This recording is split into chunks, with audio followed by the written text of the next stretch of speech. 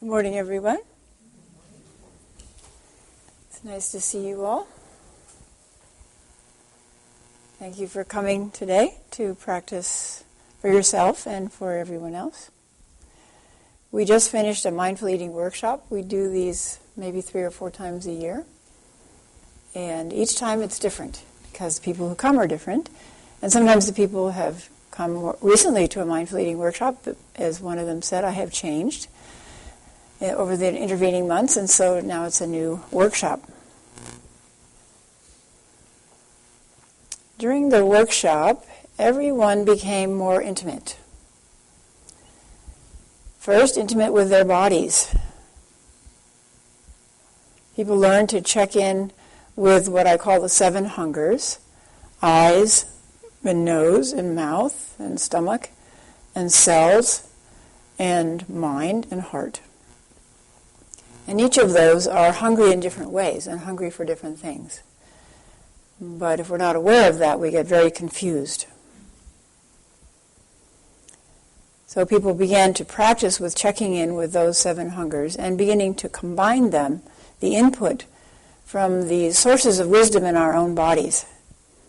We don't realize that there are so many sources of wisdom within our own bodies because we often disconnect from our body. We wake up in the morning and we're kind of disconnected from our body because while we were asleep, the body was doing its thing, breathing and so on, and then we were off in dreamland. And then in the morning we stumble around and the body's trying to brush teeth and the mind is sort of, I'm not ready to get up yet. And then gradually over the course of the day, hopefully they come together and there's more or less one unit walking around until we trip over something we didn't see and we realize, oh, the mind wasn't actually really in the body. I was tripped over it because I was thinking about something else. So a large part of our practice is to bring body and heart and mind into alignment and to access these sources of wisdom within our own bodies, to start being consciously aware of our body, and then to make decisions about eating, in this case, from the context of that awareness. So rather than having the mouth demand more tastes, which it will do indefinitely, we can say, oh yes, mouth, I hear you, but I also hear the stomach, and the stomach says it's full, in fact, a little uncomfortably full. So I'm sorry, we're going to pay attention to the stomach and not persecute it by having you put more things in the top that end up down in the stomach. Stomach doesn't taste. Stomach has no taste buds. Only the mouth has the taste buds. So it's not quite fair to the stomach what the mouth would like to do to it.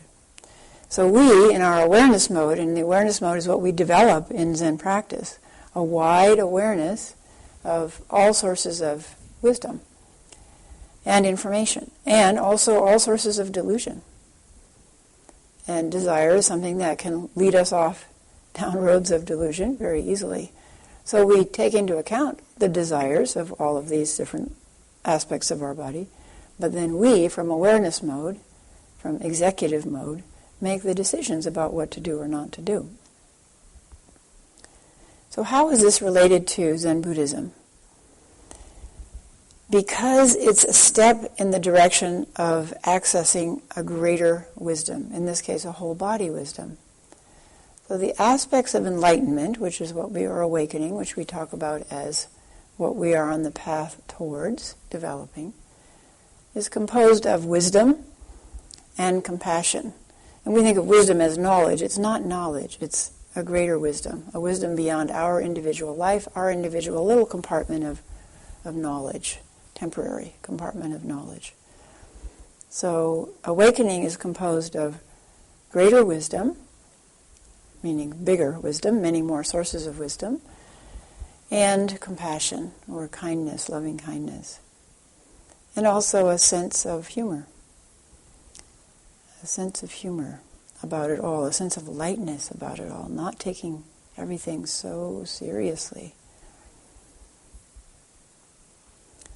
So through mindful eating, we can access a greater wisdom, a whole body wisdom. And this is a step in the direction of recognizing, for example, how much work the body does for us. So when we did the meditation on the mind with gratitude, we have an awareness of, gosh, this body is working for me night and day. My lungs are breathing night and day without me paying any attention to them. In fact, sometimes we get up in the morning and we go to meditation and we think, okay, how am I supposed to breathe? No, that doesn't seem right. I'm breathing. Oh, I'm getting this pain in my chest from breathing. But all night long, our body's wisdom kept us breathing and knows how to do it. It's only when our mind comes in and interferes and tries to mess with it that we get into trouble. So a step in the direction of recognizing how much our body does for us, what a wonderful companion it is for us. A step in the direction of caring for our body instead of being angry at it. So as one man said, that wasn't in this workshop, but a previous workshop, I realized that I never listened to my stomach. I'm completely unconscious about how my stomach feels about eating. I never listen to it, and I just dump food into it without caring at all for its welfare. And it's in there working all day and night to care for me, but I haven't been caring for it. So that was a profound awareness for him. From now on, he would really pay attention to what his stomach is saying and try to care for his stomach in the same way that it's caring for him. No living thing can thrive in an atmosphere of irritation or anger, and often, without knowing it, we're irritated or angry with at least parts of our body, if not our whole body. No living thing can thrive in an atmosphere of frustration, irritation, or anger. Living things thrive in an atmosphere of kindness and love. And interestingly, in the West, it seems like the last person we will direct kindness and love towards is ourselves. That's one of the reasons we do a whole retreat usually in June, practicing loving kindness, practicing metta. It always starts with ourselves. Because until we fill up our well of loving kindness, it can't overflow and be directed towards other people. But somehow we've developed the idea that that's selfish. It's not selfish, it's practical. It's just practically true. If we're not feeling loved, we all know when somebody loves us, when we fall in love with somebody and they're in love with us, we feel just loving. And it kind of radiates out of us, and we walk around and people can see it shining out of us, and they feel good. But we can't depend on another being. We can't depend on another conditioned being for our happiness. Whether it's a person or a plant or a dog, we can't depend on another conditioned being for our happiness. It's a fundamental teaching of the Buddha. We have to find the source of happiness in here. And we have to find the source of love, of loving kindness in here. That's our practice. During the workshop, everyone became more intimate with their own mind, seeing how, for example, the mind panics when it perceives that it might not be getting enough to eat. And it doesn't matter how much is on the plate, right? We saw that when seconds came down the table and I made my little announcement. The mind will make us eat too much for lunch just in case there won't be food for dinner. It's a kind of mental illness that our mind is perpetrating on us. And you don't know that until you really look at things, slow things down, like we did in the workshop, and look at what the mind is saying. So the mind panics despite the fact that we've always had dinner, despite the fact that we're actually maybe overnourished, and we might benefit from not having dinner. This panic takes over, and then we serve ourselves too much, and then we have to deal with the consequences of that. Whether it's indigestion or constipation or being overweight or having diabetes or just feeling really uncomfortable for 2 hours.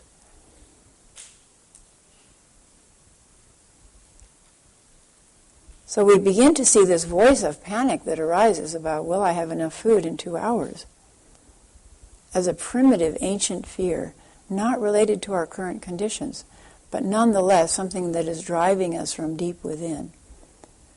From 100,000 years ago, 50,000 years ago, when people died in droves from famine. But it's not related to our current conditions. So we can hear it, but we can realize, oh, this doesn't have to drive me. Everyone became more intimate with other voices in their mind that are related to food. So somebody talked about the rebellious voice. That's a great voice. And it will always come up if the rigid voices, if the controlling voices take over for a while. The rebellious voice is bound to come out because it's alive. It has life within us. It's part of us. It's a wonderful part of us. So it will come out and subvert any rigid diet that we go on. People were able to hear what the rebellious one has to say about eating, what the small child within says or feels, what the inner health fanatic says, what the inner voices we've internalized from our parents, what the rules that they had, or the reaction that we had to their rules. So this is becoming educated. Fundamentally, Zen Buddhism is about deep, deep education about who we really are in there. Everyone became more intimate with the powerful effects of certain foods that have, we could call them the effects of drugs on us. And the processed food companies know this, and they adjust and tinker with the proportions of these drug-like substances very carefully. So sugar and salt and fat on our feelings of well-being. They have powerful effects on our feelings of well-being. And we began to experiment and see how small a dose of these very powerful mood-altering medicines is needed to change our environment. Then we begin to have freedom. This is the other aspect of our practice, liberation. Liberation from thinking, I need to eat a whole candy bar before I feel a little bit better, and then I feel worse because I ate a whole candy bar. But I mean, it's like a small miracle to see I could eat a few chocolate chips very mindfully. The experience becomes huge in my mind, and the desired effect occurs after one or two chocolate chips. And many people spoke about the richness of the experience of eating one thing. One raisin, one chocolate chip, one tiny bit of sugar. I mean, this is a real education about the inner workings of this being that we are currently living within, living through. Or one Cheeto. We had a little fun with Cheetos this time.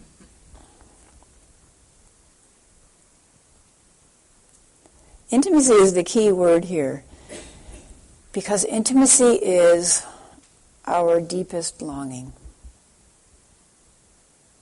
Intimacy is our deepest longing. Why is it our deepest longing? Because each one of us is alone. Each one of us is alone, no matter how big our family, no matter how loving and close our family, no matter how devoted our lovers, our partners, we are still alone. No one can experience what goes on inside of us. Even what our experience is with a little dab of hot sauce. Nobody can have that experience for us. So in that sense, we can't share that experience with anyone else. We can share at a certain level, but at a very deep level, we can't share it. Because we don't know what their experience is, and words are completely inadequate to convey an experience. No one can experience what goes on in our unique body. No one can experience what goes on in our mind. Even we don't know what's going on in our mind, so how can anybody else know what's going on in our mind? And yet that's our deepest longing. We want someone to know us at the bottom of our hearts.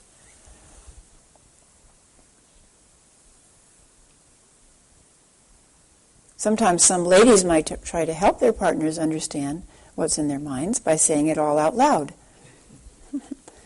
So I saw George, and he's doing okay. Yes, dear. Do you like the name George? I don't really like it, because I had this boyfriend in 4th grade, and he was kind of weird, and his name was George. Yes, dear. Now, 4th grade, that's when I had to start wearing glasses, because I took the vision test, and I couldn't even see the big E, and so I got glasses, and I got pink glasses, because I really like pink. That was my favorite color. Yes, dear. Oh, will you remind me when we go out, I need to get some contact lens solution. I'm all out. Yes, dear. Where was I? Oh yeah, George, he's doing really well, even though he had the divorce, but except for his wife, she's, yes dear. So this is an example of how we try in unskillful ways to create intimacy, sometimes by just stream of consciousness, what we think we say. And we think, oh, that, then people will understand us better. That's particularly a trait of women, but I know men who do it too. But it doesn't create intimacy. If anything, it creates the opposite. We try lots of mistaken ways to create intimacy. So we try drinking. Drinking gives a little glow of intimacy, at the beginning at least. We think we love everybody, and everybody loves us, and we're so clever, and everybody knows that we're so clever. But it's a false intimacy. And we find that out the next day when we wake up to the wreckage in our living room. Or we wake up next to somebody that we should not have gotten into bed with. Then what? False attempts to create intimacy. Or we're lonely and we long for intimacy, so we go to a party. And the conversation, including our own conversation, is so superficial and so inane. And it's false intimacy once again. And so we leave early and we drive home feeling all the more alone. There are so many examples of how we try to create intimacy in ways that are not deeply satisfying. I always like to look at words in the dictionary because there are hints about Dharma implications of words in the dictionary. So the word intimacy comes from the Latin intimus, which means a very close friend. It comes from the adjective intus, which is innermost or deepest, from within. So we're looking for that very close friend. We think we can find it in somebody else. So meanings of intimate, characterized by a close or warm personal relationship, an intimate friend, deeply personal, private, or secret. A euphemism for having sexual relations. Having a deep or unusual knowledge. Having a friendly, warm, or informal atmosphere like an intimate nightclub. Relating to or of the essential part or nature of something. The intrinsic aspect. So, since the dictionary said it, let's look at the sexual part. That's where many people look for intimacy because sexuality is very intimate. It's the merging of two bodies. What could be more intimate? Two bodies coming together and interpenetrating.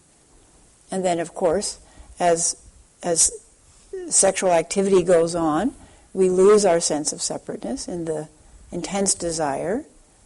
And then in the climax of that desire, all sense of separation usually disappears, at least momentarily. And then what happens 5 or 10 minutes later? We're separate again. So we try more sex, or we try more alcohol, or we try more parties. It doesn't work. It doesn't work, ultimately. It works briefly. It's a temporary solution, which depends on another conditioned being. And deep down within us, we know that we cannot rely on other conditioned beings to solve the issue of loneliness. Loneliness and then the unhappiness that spreads from it. So next to sex, the most intimate thing that we do is eat.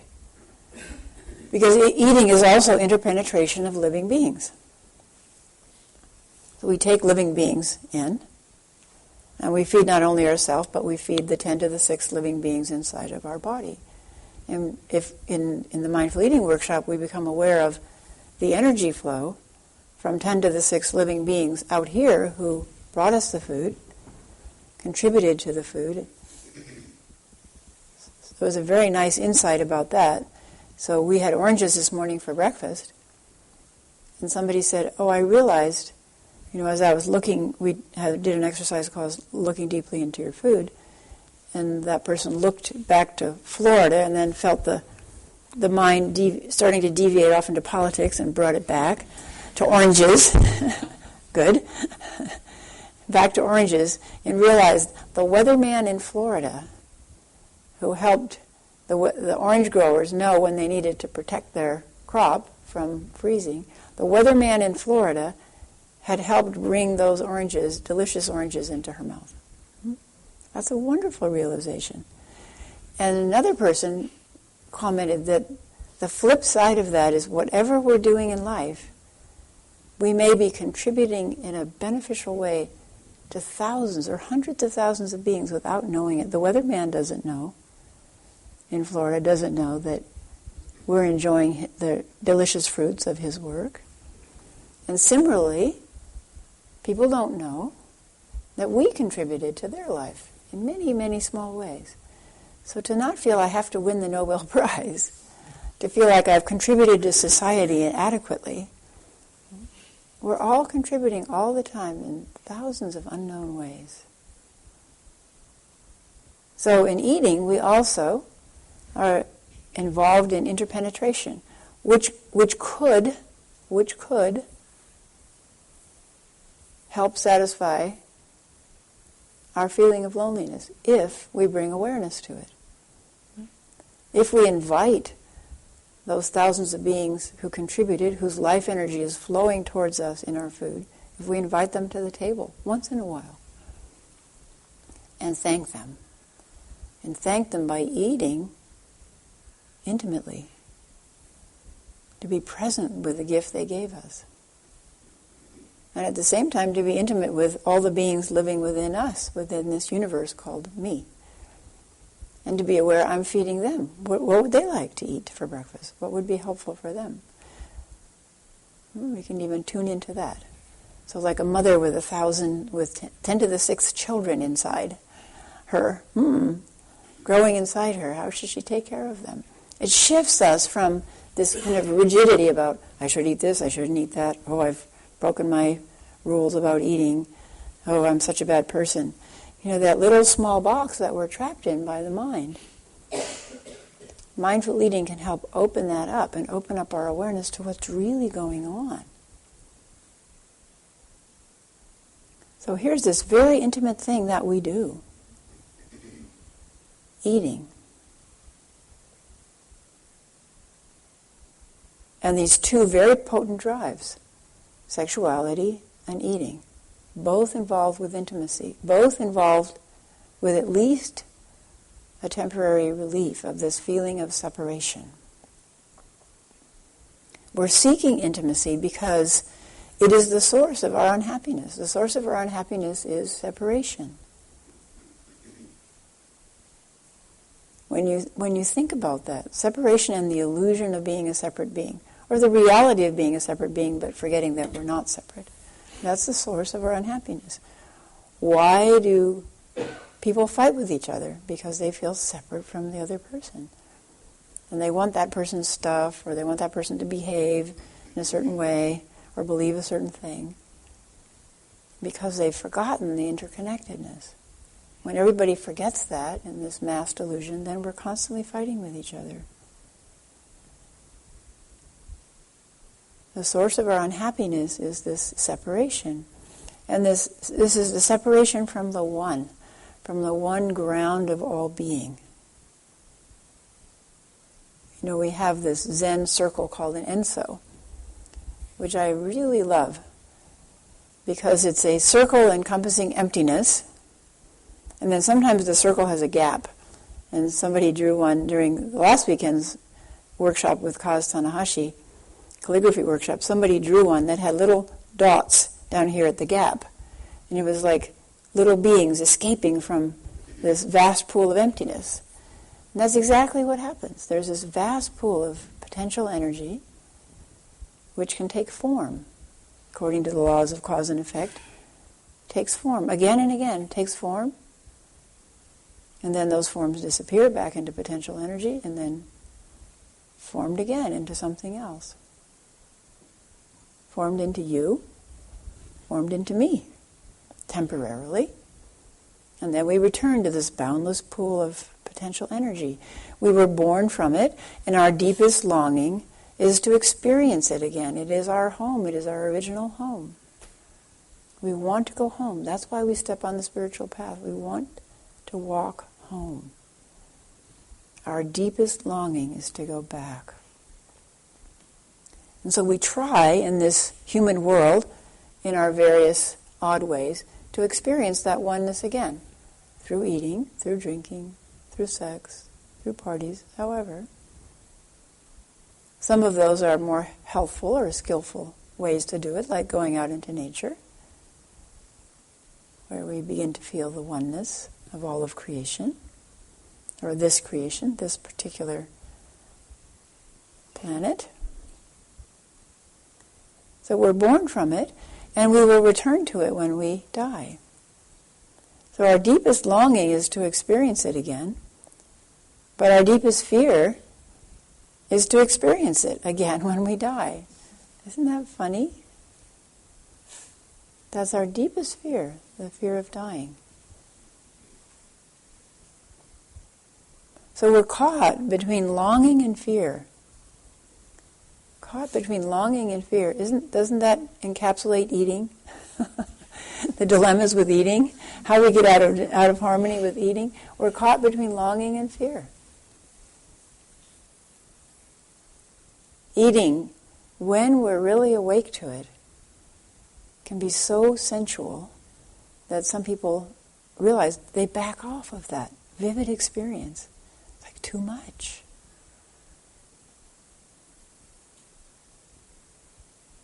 We can't take it all in. It's frightening to be so awake. So then we have to ask ourselves, do we want to be awake? Do we want to be awake? Do we want to be that awake? Well, maybe in small doses at first. Till we get used to it. Then we take on a little more awakeness. And then a little more.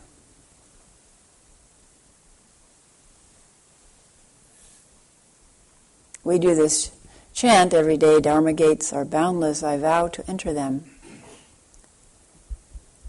Once on the spiritual path, it actually becomes, you could chant, I am compelled to enter them. Once we realize everything is a Dharma gate, every bit of food is a Dharma gate into the awakened awareness. It's pretty amazing. Eating is an activity we do 3 times a day, as someone mentioned. Here's our opportunity to practice 3 times a day, to enter a Dharma gate, back into intimacy, a vivid awareness, true aliveness, and a sense of loss of separation, back into the oneness of all interconnected beings. A chance for us to become intimate again with a multitude of beings. So back to this definition now, looking at it in terms of our life. Intimacy, characterized by a close or warm personal relationship, an intimate friend. We keep looking for that intimate friend outside. And our spiritual practice turns us again and again into here to become intimate with this being. And once we are intimate with this being, we understand and are intimate with other beings. Deeply personal, private, or secret. Deeply personal. Personal beyond the personal. We walk through the intimacy with this person, out the other side into intimacy with everything. We are just one very close, private, secret example of everything. It's like a hologram. You cut it up into little pieces, but every one has the whole picture. Each of us has the whole picture. And the way we can see it is to go in and through and out.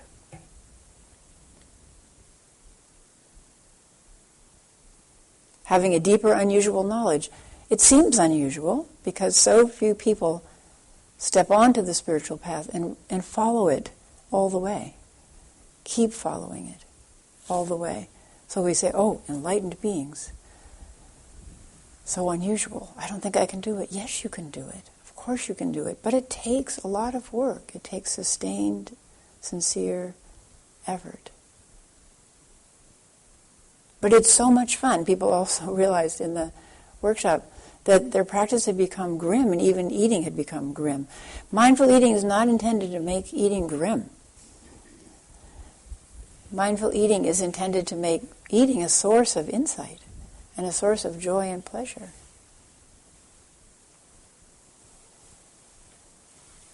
So eating becomes grim if we take it on as a chore. Oh, I have to fuel my body, or I have to be really, really careful not to eat too many calories and no trans fat. So it becomes a chore. And then we wonder how we got out of balance with eating. We need to go back to the original primitive joy that children have in eating. It's wonderful to watch them eat. They have so much fun with food.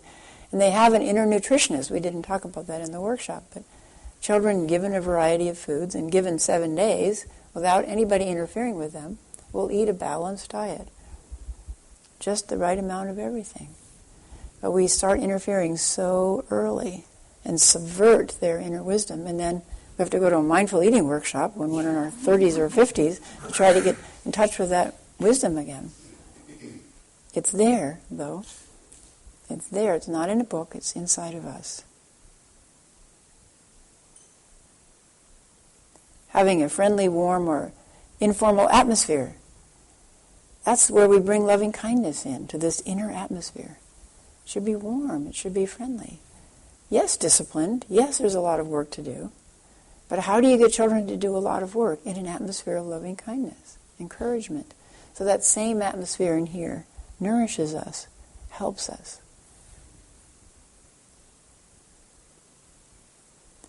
And intimacy of or relating to the essential part or nature of something, intrinsic. That at the bottom is what it's all about. Our intrinsic nature. Touching it again. When we touch it, however we touch it, there's no experience like it. One Zen teacher said at a meeting, she said, once in a while the Holy Spirit descends. And I want to know how to make that happen more often. How to make it happen more often is to keep on the spiritual path, even while eating. Be intimate with your life. Appreciate your life and all life. Thank you.